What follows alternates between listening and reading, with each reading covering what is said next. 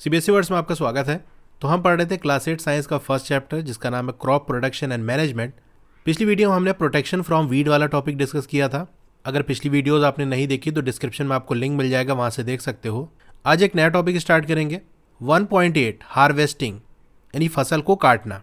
Harvesting of a crop is an important task. अभी जो harvesting है ये एक इंपॉर्टेंट काम है, क्योंकि फसल को काटोगे नहीं तो आप उससे फ़ायदा कैसे उठाओगे।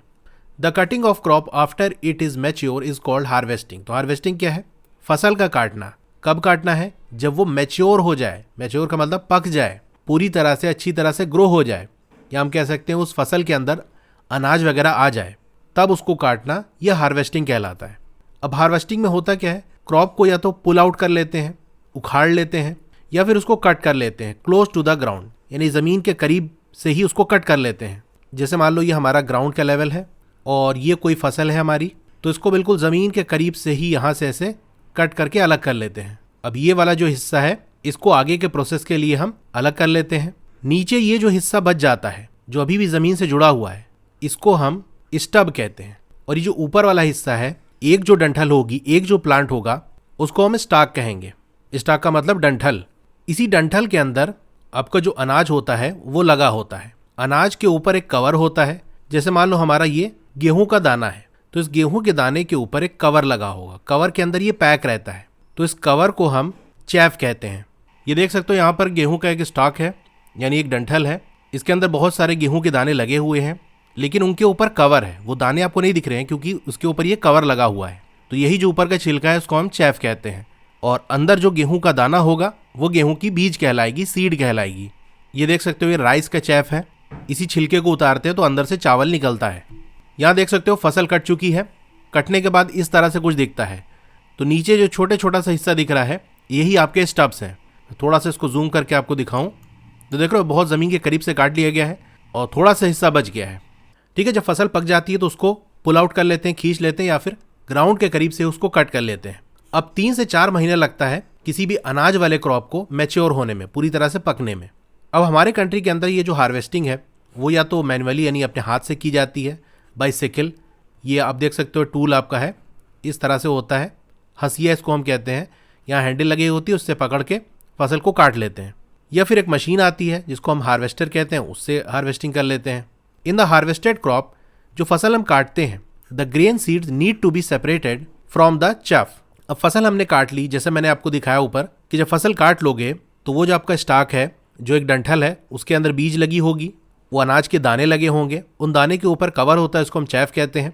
तो काटने के बाद अगला काम ये है कि वो कवर के अंदर जो दाने बंद हैं, जो सीड हमारी बंद है, उसको बाहर निकालना, यानी सीड और चैफ को अलग करना। This process is called threshing. इस प्रोसेस को हम क्या कहते हैं? थ्रेशिंग कहते हैं। थ्रेशिंग के बारे में आपने क्लास 6 में पढ़ा होगा कि स्टॉक का बंडल होता है, कई सारी डंठल एक साथ लेके उसका बंडल बना लेते हैं, फिर किसी लकड़ी या पत्थर पे जोर से मारते हैं तो जो दाने हैं वो अलग हो जाते हैं। इसी बीच जो उसका कवर है वो भी फट जाता है, वहाँ से दाने भी निकल जाते हैं, यानी सीड अलग हो जाती है। तो ये जो प्रोसेस है जिसके अंदर सीड और चैफ को हम अलग करते हैं, सीड और उसके छिलके को अलग करते हैं, इसी को हम क्या कहते हैं? थ्रेशिंग कहते हैं। अब ये जो थ्रेशिंग है वो कैसे की जाती है? फसल को काटने के लिए तो हार्वेस्टर वाली मशीन है, उससे कर लेते हैं। थ्रेशिंग किससे होती है? एक मशीन आती है, उसको हम कंबाइन कहते हैं, which is in fact harvester as well as thresher. तो ये नीचे जो आप मशीन देख रहे हो कंबाइन, इस मशीन की खास बात क्या है? इसके अंदर दोनों प्रोसेस आपके हो जाते हैं। हार्वेस्टिंग भी हो जाती है, थ्रेशिंग भी हो जाती है, क्योंकि एक हार्वेस्टर है यानी फसल को काट भी देता है, और थ्रेशर भी है यानी सीड से छिलके को अलग भी कर देता है। तो अगर आपके पास ये मशीन होगी तो एक बार में दोनों काम हो जाएगा, फसल कट भी जाएगी और दाने के ऊपर से छिलका भी हट जाएगा। अगर ये मशीन नहीं है तो फिर आपको ये दोनों प्रोसेस अलग करने पड़ेंगे। पहले उसकी हार्वेस्टिंग करनी पड़ेगी, या तो हाथ से कर लो सिकल से, नहीं तो हार्वेस्टर वाली मशीन से कर लो, फिर थ्रेशिंग मशीन से कर सकते हो या थ्रेशिंग हाथ से कर सकते हो। लेकिन अगर कंबाइन है तो ये दोनों काम एक साथ बड़ी आसानी से हो जाएगा। अब यहाँ से देखो यही क्वेश्चन बनता है कि कंबाइन क्या है? What is combine? तो कंबाइन एक ऐसी मशीन है जिसके अंदर थ्रेशिंग और हार्वेस्टिंग दोनों होती है। या आपसे ऐसा क्वेश्चन पूछा जा सकता है कि वो कौन सी मशीन है जिसके अंदर थ्रेशिंग और हार्वेस्टिंग दोनों होती है? तो वो आपकी कंबाइन है।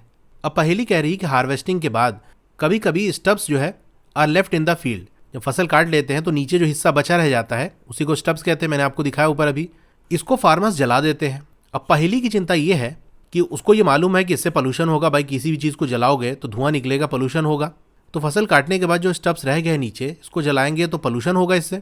और ऐसा भी हो सकता है कि आग पकड़ ले, अगल बगल जो फसल है दूसरे खेतों में वो भी जलने लगे, तो पॉल्यूशन होगा, अगल बगल वाले खेत में भी आग पकड़ सकती है। ये प्रॉब्लम है। तो हाँ, ये प्रॉब्लम है और बहुत से किसान तो ऐसा करते हैं, लेकिन ऐसा करना नहीं चाहिए, क्योंकि अब हमारे पास ऐसे मेथड आ गए हैं जिससे बिना हम उसको बर्न करे भी छुटकारा पा सकते हैं। अब मार्केट में ऐसे केमिकल्स आते हैं कि अगर उस पर डाल दो तो वो अपने आप मुरझा के ख़त्म हो जाते हैं। नहीं तो जो सबसे बेस्ट तरीका है वो ये है कि एक मशीन आती है जिसको हम कहते हैं सुपर सीडर मशीन। ये मशीन क्या करती है, इन स्टब्स को उखाड़ती है और मिट्टी में मिला देती है। इससे फ़ायदा ये होता है ना कि ये है तो प्लांट का ही हिस्सा, जब मिट्टी में मिलेगा तो माइक्रो ऑर्गेनिज्म इसको डिकम्पोज करेंगे, गलाएंगे, सड़ाएंगे और मैन्योर में बदल देंगे। और मैन्योर हमारी सॉइल के लिए अच्छा है, तो सॉइल की फर्टिलिटी भी बढ़ जाएगी, पोल्यूशन से भी बच गए और सॉइल भी अच्छी हो गई हमारी। Farmers with small holding of land do the separation of grain and chaff by winnowing. देखो, बहुत बड़ी आपके पास ज़मीन है, बहुत पैसे वाले हो, तो कंबाइन का आप यूज़ कर लो, आपका जल्दी काम हो जाएगा। लेकिन ये जो कंबाइन वाली मशीन है, ये देख सकते हो कितनी बड़ी है और ये काफ़ी महंगी आती है। अब कोई किसान है, उसके पास छोटी ज़मीन है, वो बेचारा कहाँ इस कंबाइन को खरीद पाएगा। खरीदना छोड़ो, अगर किराए पे भी लेगा तो बहुत ज़्यादा पैसा उसको देना पड़ेगा। तो जिनके पास छोटी ज़मीन होती है, ठीक है, स्मॉल होल्डिंग ऑफ लैंड होता है, वो क्या करते हैं, इस कंबाइन का यूज़ नहीं करते, क्योंकि वो महंगा ज़्यादा पड़ेगा। ये लोग ग्रेन और चैफ को, यानी जो अनाज है हमारा, जो उसकी बीज है, उसको छिलके कैसे अलग करते हैं, विनोइंग के थ्रू करते हैं। विनोइंग वाला प्रोसेस भी आपने क्लास 6 में पढ़ा होगा। यहाँ पर हम विंड का यूज़ करते हैं हल्की और भारी चीज़ को अलग करने के लिए। जो हमारा ग्रेन है, अनाज का जो दाना है, वो भारी होता है और जो उसका छिलका है वो हल्का होता है। नीचे आप देख सकते हो ये विनोइंग मशीन है, इसके अंदर बड़ा सा एक फ़ैन लगा होता है। फसल काट के जब इसमें डालते हैं हम, तो हवा से जो ग्रेन और चाफ है वो अलग हो जाते हैं। तो जहाँ पर विंड का हम यूज़ करते हैं हल्की भारी चीज़ को अलग करने के लिए, वही विनोइंग है, ठीक है। तो छोटे किसान विनोइंग प्रोसेस से ग्रेन और चाफ को अलग करते हैं। अब बात कर लेते हैं हार्वेस्ट फेस्टिवल्स की। ऐसे कुछ त्यौहार होते हैं जो कि हार्वेस्टिंग से जुड़े हुए हैं, क्योंकि किसान के लिए खुशी की बात है, भाई इतने दिन तक मेहनत किया, फसल को बड़ा किया, अब उसका फल हासिल करने का टाइम आ गया है। तो 3-4 महीने की मेहनत के बाद फाइनली वो दिन आता है हार्वेस्ट का, क्या फसल को काटना है। The site of golden fields, अक्सर जो फसल होती है पकने के बाद वो गोल्डन कलर की होती है, ठीक है, गोल्डन ब्राउन कह सकते हो। तो जो नज़ारा होता है गोल्डन फील्ड्स का, ऑफ स्टैंडिंग क्रॉप, यानी लहलहाते हुए जो खेत है, फसल है जो लैडन विद ग्रेन, लैडन का मतलब लदा हुआ, यानी ग्रेन से, अनाज से लदा हुआ, फिल्स the heart of the farmer with Joy and the sense of well being. तो ये सब देख के किसान का जो दिल है वो खुशी से भर आता है और एक सेंस ऑफ वेल बीइंग, यानी एक भलाई का और एक फ़ायदे का एहसास होता है कि चलो फसल हमको मिल जाएगी, बड़ा काम हो जाएगा हमारा। जो एफर्ट्स थे, कोशिश थी पिछले सीज़न की, उसका फल अब हमको मिला है और ये टाइम है रिलैक्स करने का और थोड़ा इन्जॉय करने का। तो ये जो पीरियड होता है हार्वेस्ट का, जब फसल काटी जाती है, तो एक ग्रेट जॉय और हैप्पीनेस का टाइम होता है पूरे भारत के अंदर। मैन वुमेन सेलिब्रेट करते हैं बहुत उत्साह के साथ। इसी वजह से स्पेशल फेस्टिवल्स को इसके साथ जोड़ दिया गया है हार्वेस्टिंग सीजन के साथ। जैसे आपका पोंगल हो गया, बैसाखी हो गया, होली हो गया, दिवाली हो गया, नबनिया हो गया, बिहू हो गया। ये कुछ फेस्टिवल हैं जो हार्वेस्ट सीजन से जुड़े हुए हैं, ठीक है। तो ये पूरी कहानी थी हार्वेस्टिंग की। आई होप सारी चीज़ें आपको समझ में आई होंगी। तो ये वीडियो यहीं पर एंड होती है। क्लास 8 की और वीडियो देखना चाहते हो तो इस तरह से आपकी वीडियो चली होगी। पहले वीडियो को लाइक कर लो, चैनल को सब्सक्राइब कर लो, मोर पे क्लिक कर देना है, फिर से मोर पे क्लिक कर देना है, तो आपका डिस्क्रिप्शन ओपन हो जाएगा। यहाँ पर आपको मेरे व्हाट्सएप चैनल का लिंक मिल जाएगा, उसको ज्वाइन कर लोगे तो आपको लेटेस्ट अपडेट मिलती रहेगी। डोंट वरी, आपका नाम और फोन नंबर किसी को भी विजिबल नहीं होगा। फिर क्लास 8 की बेस्ट बुक का लिंक मैंने दे दिया है, इस लिंक पे क्लिक करके यहाँ से परचेज कर सकते हो। अब अगर आपको स्टडी मटेरियल चाहिए, जैसे नोट्स हो गया, एक्सरसाइज के सॉल्यूशन हो गया, तो मेरी वेबसाइट विजिट कर सकते हो। और नीचे आओगे तो क्लास 8 मैथ्स की चैप्टर वाइज प्लेलिस्ट मिल जाएगी। जिस चैप्टर की वीडियो देखनी है उसके साथ में जो लिंक है उस पर आप क्लिक करोगे तो उस चैप्टर की प्लेलिस्ट ओपन हो जाएगी। और नीचे आओगे तो और भी जो सब्जेक्ट्स हैं उनकी प्लेलिस्ट का लिंक मिल जाएगा। Okay, thank you.